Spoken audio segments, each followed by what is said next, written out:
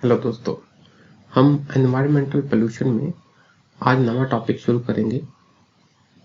Water pollution, new topic. Various sources of water pollution can be divided based on the following criteria. तो अपनी सहूलत के लिए हम ना इनके पोल्यूटेंट्स को डिवाइड कर लेते हैं। कैसे? ये देखिए, if the source is directly identified it is called point source. अगर हमें पता हो भी कहाँ से पोल्यूटेंट आ रहा है तो हम कह देते हैं point source. Here the pollutant directly travels from source to water.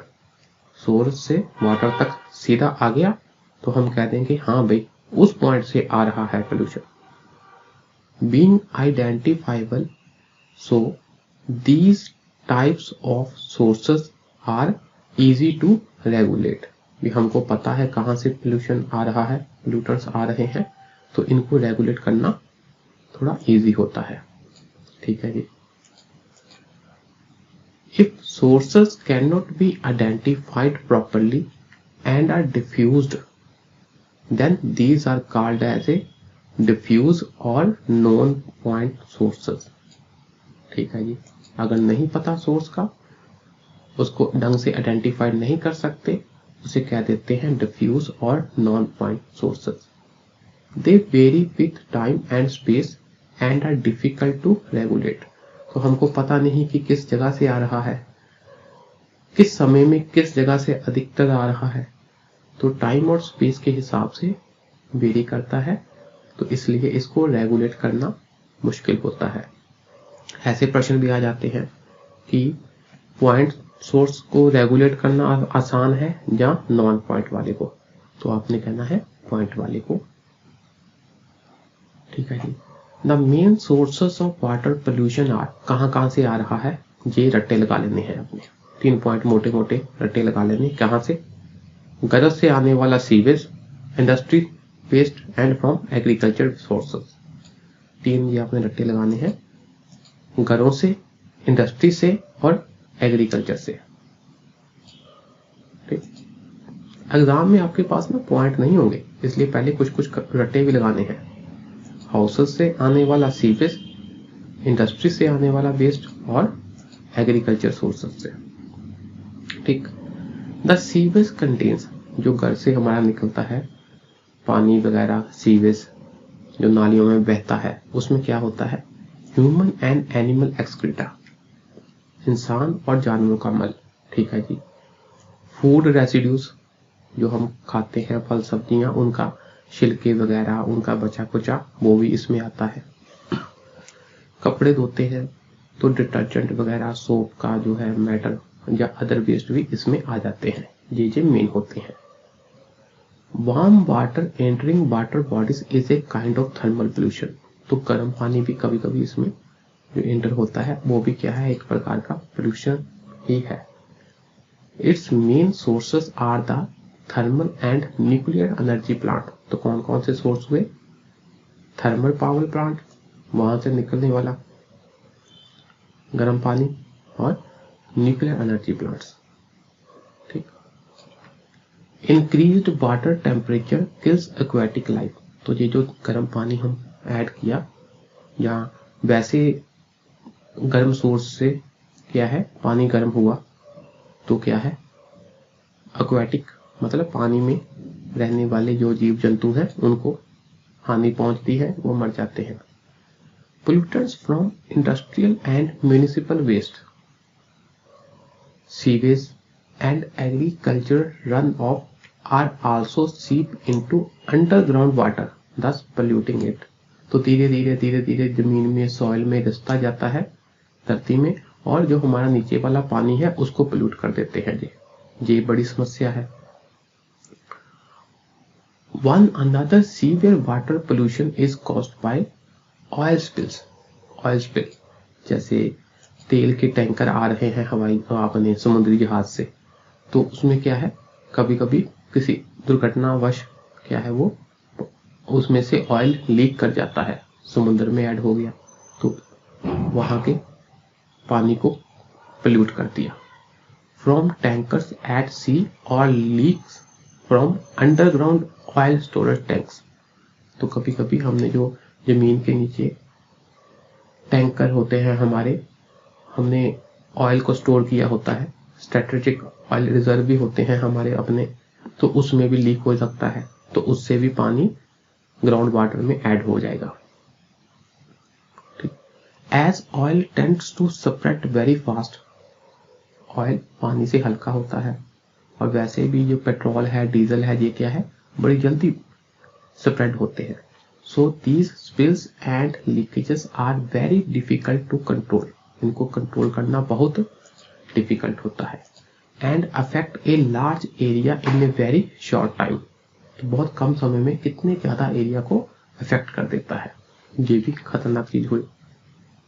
Being lighter than water, पानी से हल्का होता है। आप देखना जब वैसे भी गिलास में कुछ ऑयल की बूंद डाल कर देखना, तो ऊपर ऊपर आपको तेल तैरता दिखाई देगा, क्योंकि तेल पानी से हल्का होता है। It floats on the surface, तो ये सरफेस में तैरता है। And can cause Swift spreading fire, तो अगर किसी तरह इसके ऊपर मान लो आग लग गई, तो ये आग एकदम फैलती है दूर तक। It forms a layer on the surface of water bodies and thus reduce mixing of oxygen from air. ये भी एक खतरनाक हानिकारक पहलू है कि ऊपर एक परत बना दी, तो इसके कारण क्या हुआ, तो जो हवा में ऑक्सीजन है वो पानी में घुल नहीं पाती। तो आपको पता है कि ऑक्सीजन बहुत जरूरी है किसके लिए, रेस्पिरेशन के लिए, तो फिर तो उनके लिए भी हानि, समुद्री जीव जंतुओं के लिए। As a result, there is decrease of oxygen level in the water. पानी में ऑक्सीजन लेवल कम हो जाता है। Reduced oxygen supply cause harm to the marine organism. इससे उनको हानि होती है। Few concepts, आगे पढ़ते हैं हम नया topic. Few concepts related to dissolved oxygen in the aquatic ecosystem.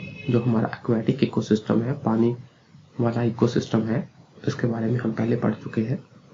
तो उसमें ऑक्सीजन घुली होती है, तो इससे रिलेटेड कुछ कंसेप्ट हम पढ़ते हैं। देखो जी, as the amount of waste increases, ये बहुत इंपॉर्टेंट कंसेप्ट है, आपने समझना इसको, इसके बेस पर ऑब्जेक्टिव क्वेश्चन भी आ जाते हैं। जैसे जैसे वेस्ट पानी में इंक्रीज होता है, ठीक है जी, टू डीकम्पोज दिस वेस्ट, इसको डीकम्पोज करने के लिए, इसको डिग्रेड करने के लिए क्या होता है, the microbial activity also increases, तो जो हमारे सूक्ष्म जीव हैं वो इनको खाना शुरू कर देते हैं, इनको डिग्रेड करना शुरू कर देते हैं, तो उनकी एक्टिविटी भी बढ़ गई। चाहे छोटे हैं, है तो वो जीव है ना, तो उनकी एक्टिविटी बढ़ गई। अब उनको क्या चाहिए, ऑक्सीजन चाहिए। As a result rate of oxygen consumption also increases, तो जैसे जैसे उनकी एक्टिविटी बढ़ी वैसे वैसे उनके द्वारा ऑक्सीजन को खाने का, ऑक्सीजन की कंजप्शन का रेट भी बढ़ गया। दस the dissolved oxygen is decreased, तो जो पानी में घुली हुई ऑक्सीजन है वो क्या हो जाती है, कम हो जाती है। ठीक है जी। The amount of dissolved oxygen needed by micro organisms for decomposing the organic waste present in water is called biological oxygen demand. तो ये कंसेप्ट समझो, बायोलॉजिकल ऑक्सीजन डिमांड क्या है। बायोलॉजी का मतलब जीव के द्वारा, जीव कौन सा है हमारा, माइक्रो ऑर्गेनिज्म। तो माइक्रो ऑर्गेनिज्म को कितनी ऑक्सीजन चाहिए ताकि वो ऑर्गेनिक वेस्ट को डिग्रेड कर सके, तो उसको कहते हैं उसकी बायोलॉजिकल ऑक्सीजन डिमांड। ठीक है जी। It is expressed as milligrams of oxygen per litre of water. ठीक है जी। आप जरा सोचो, अगर बीओडी ज्यादा है, इसका मतलब यही हुआ कि माइक्रोबियल एक्टिविटी भी ज्यादा है, हो रही है, उनको बीओडी, उनको बायोलॉजिकल ऑक्सीजन डिमांड उनकी ज्यादा है, उनको ज्यादा ऑक्सीजन चाहिए। तो ये क्वेश्चन आ जाएगा, अगर बीओडी ज्यादा है तो इसका क्या मतलब हुआ, तो इसका मतलब ये है कि उस एक्वाटिक इकोसिस्टम में पोल्यूटेंट भी ज्यादा है, ऑर्गेनिक पोल्यूटेंट ज्यादा है। The higher value of BOD indicates high organic waste, thus indicating pollution level. अगर बीओडी ज्यादा है इसका मतलब ऑर्गेनिक वेस्ट भी ज्यादा है, इसका मतलब पोल्यूशन लेवल भी ज्यादा है। ठीक है जी। Since BOD is limited to biodegradable waste. देखो जो बीओडी का कंसेप्ट है तो उसमें जो हम पोल्यूटेंट की बात करते हैं तो कौन सा पोल्यूटेंट होता है, बायोडिग्रेडेबल, जिसको बायोडिग्रेड किया जा सकता है, जिसको हमारे बायो मतलब माइक्रो ऑर्गेनिज्म डिग्रेड कर सकते हैं। ठीक है जी। So it is not a reliable method of measuring pollution level. तो ये क्वेश्चन आएगा सीओडी और बीओडी में कौन सा अच्छे वाला मेथड है पोल्यूशन को मेजर करने के लिए। तो आपने कहना है बीओडी में सिर्फ बायोडिग्रेडेबल वेस्ट को ही हम कंसीडर करते हैं, उसको ही मेजर कर सकते हैं, बट केमिकल ऑक्सीजन डिमांड में सारा पोल्यूटेंट आ जाता है। थोड़ा पढ़ लेते हैं, आपको पता लग जाएगा। बीओडी से बेटर क्या है, better method is using the concept of chemical oxygen demand. मतलब देखते हैं, it is the measure of amount of oxygen required for oxidation मतलब degradation of total organic matter. जितना ऑर्गेनिक मैटर है, चाहे वो बायोडिग्रेडेबल है चाहे नॉन बायोडिग्रेडेबल है, उनके टोटल को हम किससे मेजर करते हैं, केमिकल ऑक्सीजन डिमांड से। ठीक, biodegradable and non biodegradable both present in water, उसे कहते हैं केमिकल ऑक्सीजन डिमांड। अच्छा जी, इफेक्ट्स ऑफ वाटर पोल्यूशन। जब पानी पोल्यूट हो गया तो क्या होगा, देखो the polluted water contains pathogen, उसमें पैथोजन होते हैं। ये पैथोजन क्या है, an organism causing disease to its host. तो जहां पर ये होते हैं, जैसे मान लो कि पैथोजन मेरे ऊपर अटैक कर दिया तो मुझे क्या करेंगे, बीमार कर देंगे, मुझे कोई ना कोई डिजीज कर देंगे। ठीक, जैसे वायरस हुआ, बैक्टीरिया हुआ, प्रोटोजोआ हुआ, या बॉम्ब्स, कोई और कीड़े कोई हुए, ये क्या है, पैथोजन है। तो ये अपने होस्ट को जहां जाएंगे वहां क्या कर देते हैं, बीमार कर देते हैं, उनको कई प्रकार की बीमारियां लगा देते हैं, डिजीज कॉज कर देते हैं। ठीक है जी।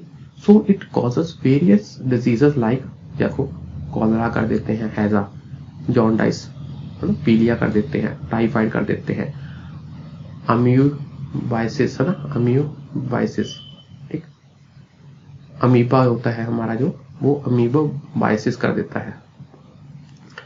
एसोसिएटेड विद स्टोमक पेन, इससे हमारे पेट में दर्द होता है। ब्लडी स्टूल्स, हमारे एक्सक्रीटा में खून निकलता है, एंड फीवर भी हो जाता है। ठीक है, इसको थोड़ा और किस्म से देख लें। टाइफाइड बैक्टीरिया से, अमीबा कॉलरा बैक्टीरिया से। ठीक है। Polluted water reduces dissolved oxygen content. हमने ये देखा, अगर पानी पोल्यूटेड है तो उसके अंदर एक्टिविटी माइक्रो ऑर्गेनिज्म की बढ़ जाती है, तो वो क्या करते हैं, ज्यादा ऑक्सीजन को कंज्यूम करते हैं। तो जो उसके अंदर घुली हुई ऑक्सीजन है, डिसॉल्व्ड ऑक्सीजन है, वो क्या हो जाती है, कम हो जाती है। ठीक है जी। Thereby adversely affecting aquatic life, तो एक्वेटिक लाइफ को अवेलेबल ऑक्सीजन कम कर देते हैं और उनको एडवर्सली अफेक्ट करते हैं। ठीक है जी। ऑक्सीजन कम हो गया तो हमें भी इफेक्ट होता है और जीव जंतुओं को भी इफेक्ट होता है एडवर्सली। देखिए, mercury compounds in waste water are converted into extremely toxic methyl mercury by bacterial action.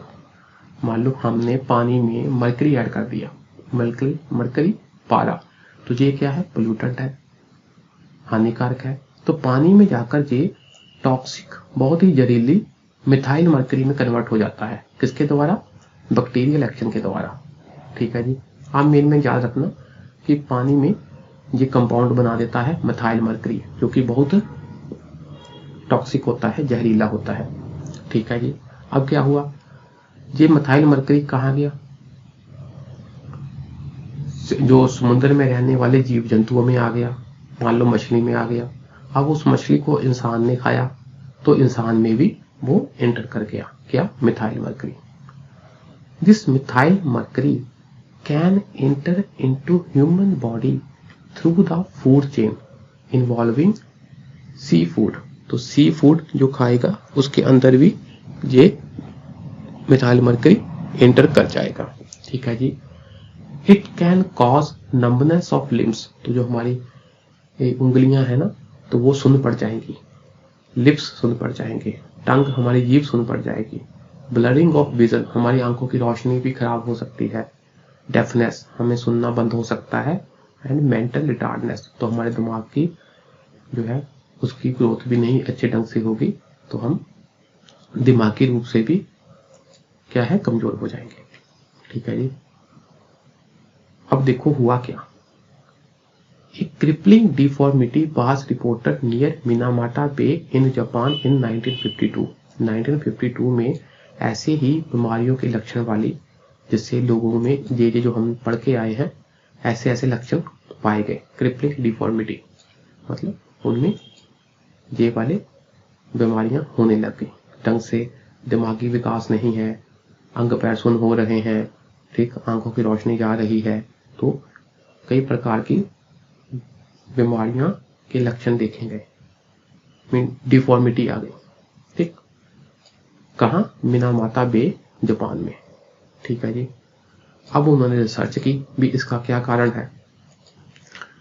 This disease was called मिनामाता disease, तो इसे फिर मिनामाता बे के नाम से मिनामाता डिजीज का नाम दे दिया गया। Later it was found that, बाद में पता चला, the cause of the disease was consumption of methyl mercury, तो जब मिथाइल मर्करी है वो हमारे अंदर जा रही है सी फूड के थ्रू। अब सी फूड में कैसे एंटर हुआ, पास में एक फैक्ट्री थी, तो फैक्ट्री से मिथाइल मर्करी या सिंपल मर्करी एंटर हो रहा था पानी में। This methyl mercury had entered into the food chain from human activities in near by area. कैसे, बेसिकली इंडस्ट्री से आ रहा था, उससे कहाँ गया, एक्वेटिक एनिमल में, तो एक्वेटिक एनिमल्स मतलब सी फूड को हमने खाया, ह्यूमन ने खाया तो ह्यूमन में आ गया, तो ऐसी बात चल रही थी।